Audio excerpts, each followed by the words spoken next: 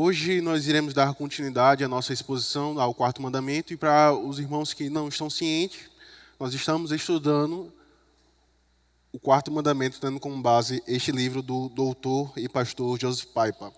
E hoje nós iremos ver o quarto capítulo, que trata sobre o sinal do pacto. Como que este dia ele representa e simboliza um pacto para a sua igreja. E hoje, meus irmãos, nós iremos ver com detalhe o que significa esse aspecto pactual que esse dia ele tem para a igreja do Senhor. Perceba que muitas das coisas que eu irei tratar hoje pela manhã, devido ao tempo, serão coisas que os irmãos já viram. No entanto, nós já pincelamos. Hoje nós iremos aprofundar a respeito deste aspecto do mandamento. Então, eu peço que você abra sua Bíblia em Êxodo, capítulo 20. Como de costume, nós iremos ler o prefácio e, após lermos o prefácio, nós iremos ler a lei que está sendo estudada nesta manhã. Então, Êxodo capítulo 20, nós iremos ler o verso 1 e o verso 2 e pularemos para o quarto mandamento, que é a partir do verso 8 até ao verso 11. Então, diz assim a palavra do nosso Deus, meus irmãos. Então falou Deus todas as palavras: Eu sou o Senhor, teu Deus, que te tirei da terra do Egito, da casa de servidão. Verso 8. Lembra-te do dia de sábado para o santificar. 6 dias trabalharás e farás toda a tua obra, mas o 7º dia é o sábado do Senhor, teu Deus. Não farás nenhum trabalho, nem tu, nem teu filho, nem a tua filha, nem o teu servo, nem a tua serva, nem o teu animal, nem o forasteiro das suas portas para dentro. Porque em 6 dias fez o Senhor os céus e a terra, o mar e tudo o que neles há, e ao 7º dia descansou. Por isso, o Senhor abençoou o dia de sábado e o santificou. Até aqui, meus irmãos, vamos mais uma vez à presença do nosso Deus em oração, rogando a sua bênção sobre esse momento. Oremos. Pai bondoso, a tua igreja se encontra diante do Senhor nessa manhã, em teu santo dia, ó Pai. Os nossos corações são rebeldes. Por vezes nós não queremos ouvir a tua lei, a tua voz, porque isso fere ao nosso ego, isso fere o nosso coração que ainda possui vestígios do velho homem. Mas nós pedimos ao Pai a tua graça e a tua misericórdia sobre as nossas vidas. Trata a tua igreja com bondade, com amor, apesar da nossa ignorância, apesar da nossa hipocrisia, da nossa inconstância nos teus preceitos. Mas nos conduz, ó Pai, a uma vida de piedade, a uma vida de santidade, que reflete a pessoa de Cristo Jesus. E é no nome dele, ó Pai, que nós oramos. Amém. Queridos, como já foi tratado diversas vezes com os irmãos a respeito do que significa o pacto, deixe-me lembrar aos irmãos o significado da palavra pacto, ou a doutrina do pacto. A doutrina do pacto nada mais, nada menos é do que uma relação que Deus ele estabelece com a sua criatura, em especial para com um homem. Então, a nossa confissão de fé de Westminster, ela vai dizer que o pacto é a condescendência, ou seja, é o rebaixar-se de Deus a um homem, e nesse rebaixar-se, ele se relaciona com o homem através de termos, através de responsabilidades, através de obrigações. E quando nós olhamos para o quarto mandamento em especial, nós percebemos que esse mandamento ele não nos foi dado somente para descansarmos e contemplarmos a obra do Senhor e também reconhecermos a Deus como nosso Senhor, mas também para exercitarmos uma santa piedade neste dia. Então perceba que, apesar de Cristo, em seu evangelho, em Mateus, dizer que o sábado foi dado para o homem, para o benefício da sua própria alma, nós entendemos que o fato de Deus ter nos dado um dia específico para adoração, isso nos exige responsabilidades. E uma dessas responsabilidades é virmos à sua casa para cultuarmos. Regozijemo-nos, pois, este foi o dia que o Senhor fez para a sua igreja. No entanto, há uma grande tendência nos dias de hoje, não somente isso já vem desde o passado, mas especialmente nos dias de hoje, pelo aquilo que o reverendo Agênio já falou, que este mandamento ele foi esquecido. E uma vez que ele foi esquecido, a forma de se interpretá-lo é que esse mandamento ele não é mais vigente, ele não é mais válido para a igreja do Novo Testamento, para a igreja dos dias de hoje. Então, essa é a maior dificuldade que nós temos ao nos aproximarmos desse quarto mandamento. Entenda, o maior conflito que existe hoje na igreja do Senhor é: este mandamento não é mais válido. Logo, eu posso fazer aquilo que eu desejar. porque não há nenhuma obrigação sobre mim que para com esse dia. E Joseph Piper, tratando sobre o sinal do pacto, no capítulo 4, ele começa, então, mostrando os argumentos antissabáticos. Entende que antissabático não está simplesmente se referindo ao dia de sábado, mas sim ao dia de descanso. Então, você entende aqui os argumentos que são contra o descanso que esse dia exige sobre a sua igreja. E um dos argumentos que eles estabelecem para dizer que o mandamento do dia do Senhor não é mais válido para a igreja do Senhor, é de que o quarto mandamento, que pede para que a igreja do Senhor ela cesse os seus trabalhos e guarde um dia específico para adoração, eles têm como base a referência de Êxodo capítulo 31. Porque nessa passagem irá ser nos dito que este dia foi dado tão somente para o povo de Israel e que não é uma lei moral. Nós iremos ver isso de forma detalhada, que a lei moral é uma lei que está sobre nós até nos dias de hoje. Não somente esteve nos nossos pais, no Antigo Testamento, mas também está nos dias de hoje. E eles usam para dizer que o quarto mandamento não é mais válido para os dias de hoje, tendo como base essa referência, Êxodo capítulo 31, do verso 13 ao verso 17, que irá nos dizer: Tu, pois, falarás aos filhos de Israel e lhes dirás: Certamente guardareis os meus sábados, pois é sinal entre mim e vós nas vossas gerações, para que saibais que eu sou o Senhor que vos santifica. Portanto, guardareis o sábado, entenda, guardareis o descanso, porque é santo para vós. Aquele que profanar, morrerá, pois qualquer que nele fizer alguma obra será eliminado do meio do povo. 6 dias se trabalhará, porém o 7º dia é o sábado, repouso solene, santo ao Senhor. Qualquer que no dia do sábado fizer alguma obra, de novo, morrerás. Pelo que os filhos de Israel guardarão o sábado, celebrando-o por aliança perpétua nas suas gerações. Entre mim e os filhos de Israel é sinal para sempre. Porque em 6 dias fez o Senhor os céus e a terra, e ao 7º descansou e tomou alento. Então, a passagem que eles utilizam para dizer que este mandamento não tem mais validade para a igreja do Senhor é essa, Êxodo capítulo 31. Porque nos é dito aqui, especialmente no final, pelo que os filhos de Israel guardarão o sábado, celebrando por aliança perpétua nas suas gerações, entre mim e os filhos de Israel. Porque eles fazem essa separação entre a igreja do Antigo Testamento, que era o povo de Israel, e a igreja do Novo Testamento, que é o povo da Nova Aliança. E eles entendem que uma lei ela foi dada ao povo do Antigo Testamento, contudo, há uma outra lei que é dada em Cristo Jesus, principalmente aquela que nós encontramos em Mateus, onde os fariseus vão perguntar a Cristo: qual é o mandamento maior? Ele então responde: amarás ao teu Deus acima de todas as coisas e amarás ao teu próximo como a ti mesmo. Então eles entendem, eles fazem essa distinção, eles fazem essa separação. Eles entendem que o Antigo Testamento, os 10 mandamentos, é algo do Antigo Testamento. No entanto, o que está sobre nós agora é amar meu Deus acima de todas as coisas e amar meu próximo como a si mesmo. Então Joseph Piper ele estabelece alguns argumentos que esses homens eles levantam para entender que o quarto mandamento não é mais vigente para os dias de hoje. Então o primeiro argumento que os anabatistas eles levantam é: visto o sábado ter sido um sinal da aliança de Deus com Israel, quando esse pacto foi cumprido em Cristo e na nova aliança, o sinal pactual do sábado foi anulado. Eles não negam que o dia do Senhor foi um dia estabelecido e ordenado pelo dono da igreja, o próprio Cristo. No entanto, eles entendem que este mandamento, eles se cumpriam na pessoa de Cristo Jesus, uma vez que Cristo ele veio, deu luz ao Antigo Testamento e aboliu a antiga aliança.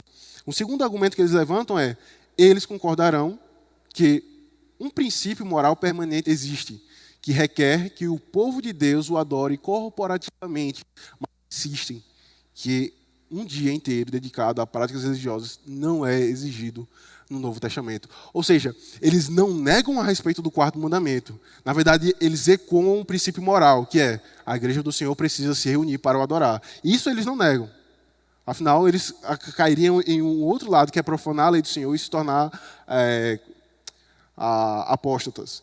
No entanto, eles entendem que um dia específico para as práticas religiosas não é exigido no Novo Testamento. E nós já vimos que isso é um equívoco hermenêutico. Apesar de não estar no Novo Testamento coisa do tipo guarda ao sábado, ou guarda ao descanso, guarda o dia do Senhor, nós percebemos, à luz do todo da revelação, que aquilo que nos é anunciado no Antigo Testamento se torna mais claro e palpável para nós no Novo Testamento. Como, por exemplo, o fato de Cristo ter ressuscitado e aparecido aos apóstolos no primeiro dia. E nós entendemos que uma vez que Cristo ele ressuscitou no primeiro dia e foi ao encontro da sua igreja, e foi ao encontro dos seus discípulos, não somente naquele episódio, mas em demais episódios no Novo Testamento, tanto no livro de Atos como no livro de Coríntios, nos é dito a respeito de que a igreja ela se reunia não mais no sétimo dia, mas sim no primeiro dia. Então nós percebemos que essa visão para se aproximar do quarto mandamento, é uma visão que não se sustenta, porque se dá por um equívoco de interpretação, um equívoco hermenêutico. E um terceiro argumento, meus irmãos, já finalizando essa primeira parte, que os anti-sabatistas ou contra o dia do Senhor, eles levantam os indivíduos podem guardar um dia de forma especial se assim desejarem. E a igreja precisa de um dia designado para adoração. Então eles fazem essa separação. Veja, tudo bem, seu domingo, o dia em que a igreja do Senhor se encontra para adoração. No entanto, não diga que o que está acontecendo nesse momento é um cumprimento da lei do Senhor, da lei moral. Porque o que está sobre agora, o povo do Novo Testamento você está liberado para escolher um dia dentro da semana para você guardar esse dia. No entanto, quem segue essa linha de raciocínio acaba não guardando nenhum dia. Porque eu vi uma certa argumentação de um pastor chamado Emílio Garófalo, expondo Eclesiastes capítulo 5, que vai tratar a respeito da adoração. Ele usa a seguinte ilustração de um estudante.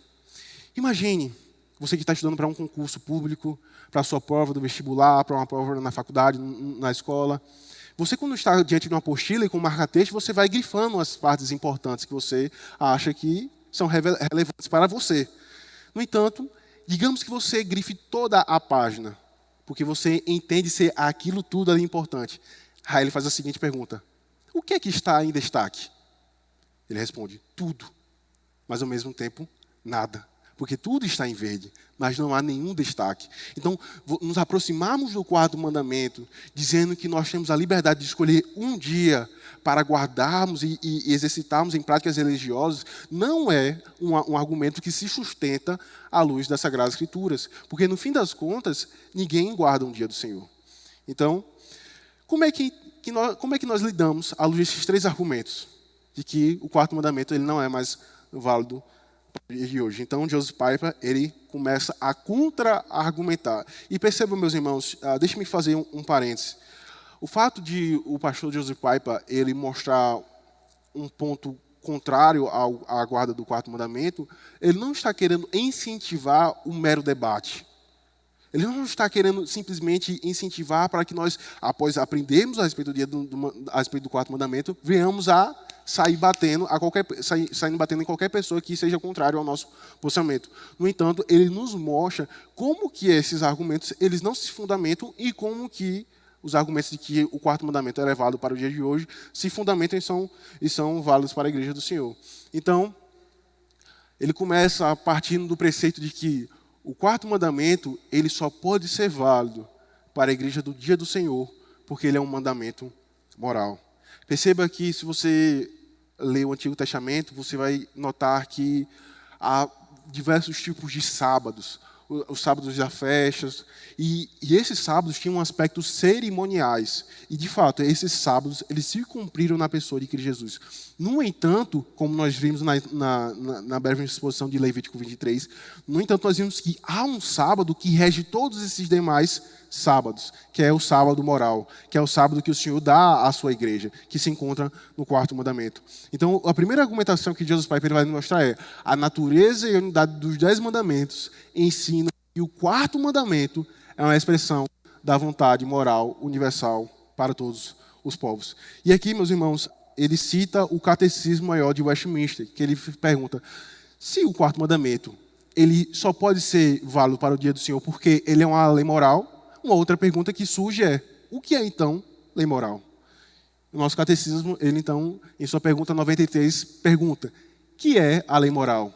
Então responde: A lei moral é a declaração da vontade de Deus feita ao gênero humano, dirigindo e obrigando todas as pessoas à conformidade e obediência perfeita e perpétua a ela, nos apetites e disposições do homem inteiro, alma e corpo, e no cumprimento de todos aqueles deveres de santidade e retidão que se devem a Deus e ao homem, prometendo vida pela obediência e ameaçando com a morte a violação dela. Então, a lei moral, meus irmãos, nada mais, nada menos, se você puder guardar esse conceito, guarde o que está grifado, que a lei moral é a declaração da vontade de Deus, não somente, e aqui é o ponto, não somente sobre a sua igreja, lá em Êxodo capítulo 20, mas sobre todos os homens. Todos os homens, sejam crentes ou não, estão sujeitos à lei moral. Então, a pergunta 38 perguntou: onde se acha a lei moral resumidamente compreendida? A lei moral acha-se resumidamente compreendida nos 10 mandamentos, que foram dados pela voz de Deus no Monte Sinai e por ele escritos em 2 tábuas de pedras. Eles estão registrados no capítulo 20 do Êxodo. Os 4 primeiros mandamentos contêm os nossos deveres para com Deus. 6 mandamentos, começando de honra a teu pai, de respeito aos nossos deveres para com o nosso próximo. Essa ideia, meus irmãos, de que a lei que a vontade do Senhor, ela se encontra em sua lei, e especialmente resumida nos 10 mandamentos, é um entendimento que não somente os profetas tiveram, mas também o próprio Cristo teve essa ideia de que os 10 mandamentos, a primeira tábua e a segunda tábua, é a vontade de Deus expressa sobre o homem, em especial sobre a sua igreja. E quando o Cristo ele vai responder aos fariseus, respondeu-lhe Jesus: amarás o Senhor teu Deus de todo o teu coração, de toda a tua alma e de todo o teu entendimento. Este é o grande e primeiro mandamento. O segundo, semelhante a este, é: amarás o teu próximo como a ti mesmo. Destes 2 mandamentos dependem toda a lei e os profetas. O que Cristo, meus irmãos, ele está nos dizendo aqui, não é que os 10 mandamentos foi abolido, porque ele no Sermão do Monte vai dizer que eu não vim abolir a lei. Pelo contrário, essa lei ela se permanecerá no meu novo reino. No entanto, o que Cristo está nos mostrando é que o fato de eu amar a Deus acima de todas as coisas consiste em eu cumprir a primeira tábua. E o fato de eu amar ao meu próximo como a mim mesmo consiste em eu cumprir a segunda tábua. Eu falo isso porque essas pessoas que entendem que o 4º mandamento não está mais válido para os dias de hoje, vão usar esse verso, dentre vários, para dizer que esse mandamento não está mais válido, porque o próprio Cristo diz que esses mandamentos eles foram abolidos. No entanto, quando nós nos aproximamos desse verso, que é nos repetido em Mateus capítulo 5 também, nós precisamos entender que o que Cristo está nos dizendo aqui é que o amar a Deus em todas as coisas consiste na obediência da primeira tábua e ao meu próximo como a mim mesmo. E qual é a base da resposta de Cristo? A base da resposta de Cristo é em Deuteronômio capítulo 6 e Levítico capítulo 19. Interessante nós observarmos esse aspecto da resposta de Cristo, tendo como base esses 2 versos, Deuteronômio e Levítico, porque se você for olhar Deuteronômio capítulo 6, que é aquela passagem que ensina os pais a inculcar os preceitos do Senhor aos seus filhos, mas antes de ser nos dito isso, é nos dito que o povo do Senhor deve amar a Deus, porque eu sou o Deus do pacto, guarda aos meus mandamentos. Então, o que Cristo está nos querendo dizer ao afirmar que nós devemos amar ao nosso Deus com todo o nosso entendimento, com toda a nossa razão e com toda a nossa alma, é justamente o que nos é encontrado em Deuteronômio capítulo 6, verso 5. No entanto, quando nós olhamos para Levítico capítulo 19, nós percebemos uma exposição da lei de como eu devo tratar ao meu próximo. Então perceba que não são coisas distintas, não são coisas soltas o que Cristo está nos dizendo. O que Cristo está nos dizendo é apenas um resumo do que significa a primeira tábua e a segunda tábua. Então, o que é que consiste em amar a meu Deus? Novamente, isso precisa ficar muito claro, porque se não ficar, não adianta de nada nós fundamentarmos esse argumento, de que a obediência à primeira tábua é o meu relacionamento com Deus. E a minha obediência à segunda tábua é o meu relacionamento para com o meu próximo. A segunda argumentação, meus irmãos, de que o 4º mandamento elevado ainda para os dias de hoje, para a igreja do Novo Testamento, é: A segunda razão para se considerar o quarto mandamento uma lei moral que obriga todas as pessoas, e não só os israelitas, é a abrangência do mandamento. Novamente, meus irmãos, se eu perguntasse a você o que é uma lei moral, eu espero que você responda que é uma lei que não somente foi entregue no Antigo Testamento, mas está sobre nós a responsabilidade de cumpri-la nos dias de hoje. Por isso que o quarto mandamento ele é válido para a igreja do Senhor. No entanto, percebo que está em negrito aqui, não só os israelitas, é a abrangência do mandamento. Quando você vai se aproximar de Êxodo capítulo 20, em especial o verso 11, nos é dito o quê? Não faça nenhum trabalho, nem tu, nem teu filho, nem tua filha, nem o teu animal. E no finalzinho diz assim, nem o forasteiro de dentro para a tua casa. E essa palavra, forasteiro, no Antigo Testamento, traz a ideia de uma pessoa que era gentil, ou seja, uma pessoa que não fazia parte do povo da aliança. Então, o que esse mandamento nos ensina é, até mesmo os gentios estão sob a responsabilidade de guardar o Shabat, de guardar o descanso. Por isso que esse mandamento ele ainda é válido para os dias de hoje. E outro texto que mostra essa verdade muito clara é o profeta Neemias, capítulo 13, do verso 15 ao 21, que é justamente a aplicação da lei moral para todos os homens. Perceba que o profeta Neemias estava confrontando ao povo do Senhor pelo fato de eles estarem fazendo comércio, pelo fato de eles estarem trabalhando no dia do Senhor. Mas não somente o profeta estava confrontando ao povo do Senhor, mas também estava confrontando aos forasteiros. Então, o texto de Neemias está aqui. Diz assim: naqueles dias observei que em Judá alguns trabalhavam nos tanques de prensar uvas, inclusive durante o Shabat. O texto está sábado, mas eu fiz uma questão de mudar para Shabat, porque todas as vezes que a palavra sábado aparece no Antigo Testamento, é uma referência ao Shabat, ao descanso. E juntavam o trigo e o carregavam em jumentos, transportando juntamente com vinho, uvas, figos e todo tipo de carga. Todos esses mantimentos eram trazidos para Jerusalém em pleno sábado. Então, os adverti de que não vendesse alimento nesse dia.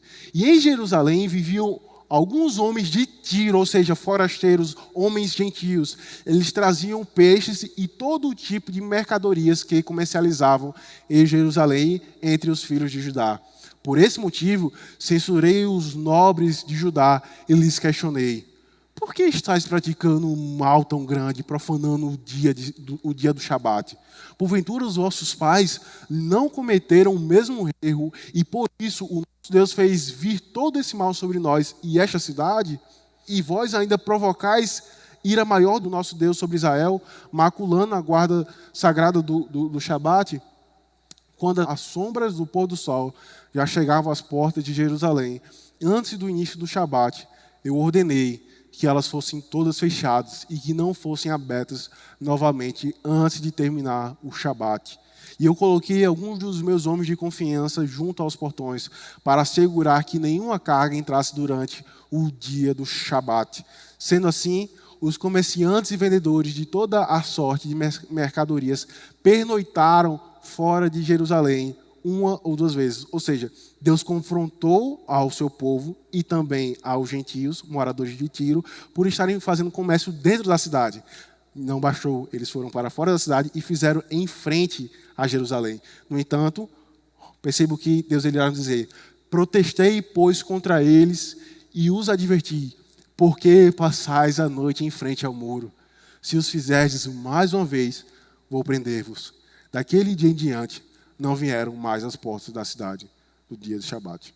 Então perceba que o que nos é dito aqui, meus irmãos, em Neemias, é que a lei que foi dada especialmente para o povo do Senhor, que estava na peregrinação no Egito, no Monte Sinai, é uma lei que não está somente sobre a sua igreja, mas está sobre todos os homens. O puritano William Perks, ele entendia que o Estado ele deve legislar e elaborar leis para que os homens cessem os seus trabalhos. E isso parece ser algo utópico, parece ser algo irreal nos dias de hoje. No entanto, ele ainda continua o seu argumento. Se porventura o Estado vier a elaborar leis que sejam contrárias à vontade do Senhor, a igreja ela não deve submeter. Eu falo isso porque eu vindo hoje aqui para a igreja, conversando com o Vitor, ele me deu uma informação muito interessante, que eu acho que quem é de direito vai conseguir entender isso. Ele fala que na nossa CLT há um princípio que é dado ao trabalhador que ele tenha um dia de descanso, especialmente, se for possível, o domingo. Então perceba que a graça comum, ela ecoa também sobre os ímpios, até mesmo na elaboração de leis, onde nos é dito na nossa CLT que o funcionário, que o trabalhador, ele deve ter um dia de folga, ou seja, um dia de descanso, especialmente, se for possível, o domingo. Então perceba que a lei moral do nosso Deus, em especial o quarto mandamento, só é válido por causa dessa moralidade, por causa dessa perpetuidade desse mandamento. E nós já vimos na aula passada que há 3 tipos de leis: cerimoniais, civis e a lei moral. Essas 2 leis, cerimoniais e civis, elas foram abolidas na pessoa de Cristo Jesus e no Estado de Israel. No entanto, a lei moral, que é a forma pela qual nós adoramos ao Senhor, que é o guia, que é o norte, para nos aproximarmos do nosso Deus e tratarmos o nosso próximo, ela ainda é válida para os dias de hoje. E por fim, meus irmãos, um terceiro argumento para entendermos que o quarto mandamento ele ainda é válido é aquilo que Joseph Piper ele vai dizer.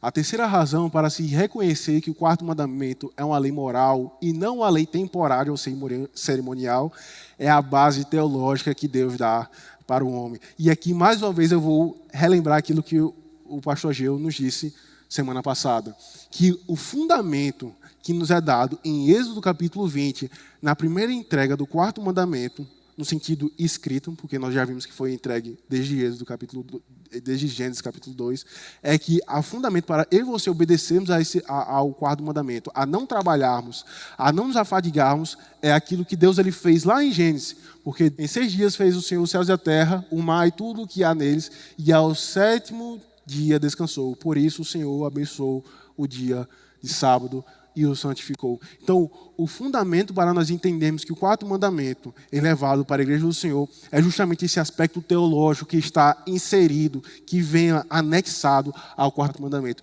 Então, perceba, o fundamento para o quarto mandamento é a ordenança da criação.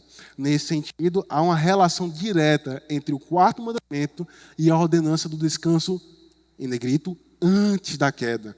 Então perceba que a ideia de que a igreja do Senhor precisa guardar o dia do Shabat, o dia do descanso, não foi uma lei que foi entregue ao homem depois da queda, mas foi entregue antes da queda dos nossos pais. Antes da queda, o descanso garantia a realidade da vida eterna. Depois da queda, tornou-se um sinal da promessa de que Deus providenciaria vida eterna para o seu povo. E aí nós vimos aquele paralelo lá com Hebreus capítulo 4, onde nos é relatado a respeito do descanso que Cristo ele proporciona à sua igreja. Não somente um descanso temporal, no sentido de que eu preciso me encontrar com o meu Senhor em seu santo dia, mas também um descanso da minha alma, onde Cristo ele agora tira o fardo e o jugo que estava sobre mim, da lei que outrora me condenava, mas ele coloca agora sobre mim a sua justiça. E há um terceiro descanso, que é o descanso onde eu irei viver com ele eternamente, com toda a igreja. Nesse sentido, o sinal do descanso apontava para 2 realidades. Guarde isso. Para trás, lembrando-os de Deus como Criador, que após a queda prometeu salvação por meio de um Redentor. E para frente, lembrando-os de que pela fé deveriam esperar o Redentor prometido. Percebam, meus irmãos, que nós entendemos que a revelação ela não foi dada, eu já disse isso, de maneira absoluta, mas ela foi dada através de um processo orgânico. Na medida em que a história ela ia avançando, a revelação do Senhor ela ia sendo dada à sua igreja. E perceba que os nossos pais, no Antigo Testamento, eles não tinham essa visão, eles não tinham um entendimento completo a respeito da obra da redenção. Eles sabiam que o Messias haveria de vir, que iria redimir o seu povo. No entanto, quando eles guardavam o quarto mandamento, eles lembravam da queda dos nossos pais. E lembravam que Deus ele é o Criador de todas as coisas. Mas também lembravam, por meio da fé, que deveriam esperar o Redentor prometido. Quanto mais hoje, meus irmãos, que possuímos a revelação completa em nossas mãos. A igreja do Senhor, a aguardar o dia do Senhor, a aguardar o Shabat, nós não somente olhamos para aquele que fez os céus e a terra, nós não apenas olhamos para aquele que cumpriu a sua promessa na pessoa de Cristo Jesus, mas nós também olhamos para aquele que virá e buscará a sua noiva, onde não mais haverá choro e nem pranto. Perceba que quando nós desprezamos a esse mandamento, quando nós desprezamos o dia do Senhor e o santo descanso, nós caímos na idolatria de pensarmos que a nossa vida ela depende de nós mesmos. Porque o que é que significa você entender que eu devo guardar o mandamento porque o Senhor, Ele fez todas as coisas? Porque uma vez que Deus Ele fez todas as coisas, os céus e o mar, poderá eu não guardar num dia e cessar os meus trabalhos, tendo em vista que aquele que é o Criador de todas as coisas irá me prover e me sustentar nesse dia?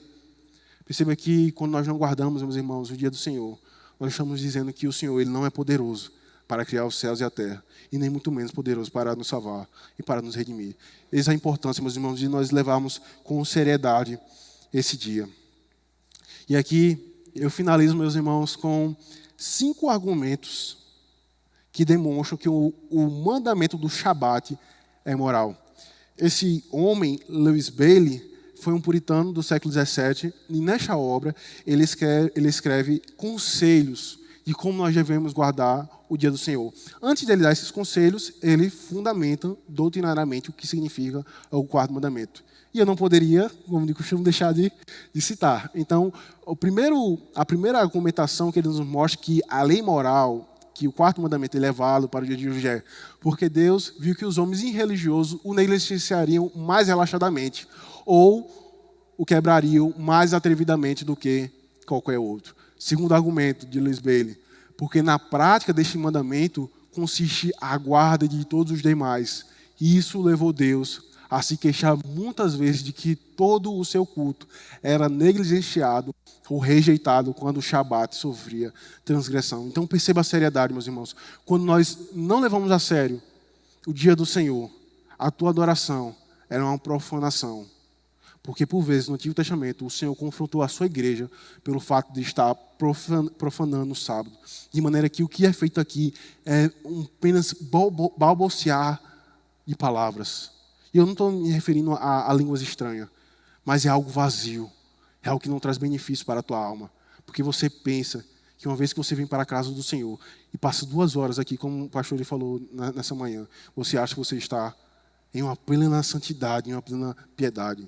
No entanto, quando nós desprezamos ao dia do Senhor, no período de 24 horas, no período de um dia todo, a nossa adoração, ela não possui valor algum. E o terceiro argumento que o puritano Lewis Bailey ele mostra é: Deus ordenou a guarda do Shabat a Adão em seu estado de inocência. Aí que ele vem e finaliza. Enquanto perdurava a sua felicidade, não pela fé nos méritos de Cristo, mas pela obediência à lei de Deus. Ele não tinha necessidade de nenhuma cerimônia que prefigurasse a obra redentora de Cristo. Novamente, o Shabat ele foi dado quando o homem ainda não havia pecado. E isso, Adão ele não precisava se aproximar do Senhor por meio da fé nas obras de Cristo, porque ele ainda não havia caído, porque ele não havia pecado. No entanto, uma vez que o homem ele pecou, uma vez que Adão e Eva pecaram, e esse pecado é imputado sobre a sua descendência, nós precisamos de um dia de descanso para nós lembrarmos todos esses aspectos do nosso Deus, Criador e Redentor. E o 4º argumento que ele nos mostra, Cristo declarou que não veio destruir a lei moral e que nem o menor desses mandamentos seria abrogado, ou seja, seria anulado em seu reino no Novo Testamento. E isso a tal ponto que ele afirmou: todo aquele que desobedecer a um desses mandamentos, ainda que dos menores, e ensinar aos outros a fazerem o mesmo, será chamado menor no reino. Isto é, não terá lugar em sua igreja. Pois bem, a lei moral ordena que um dos 7 dias da semana seja mantido perpetuamente como um santo descanso.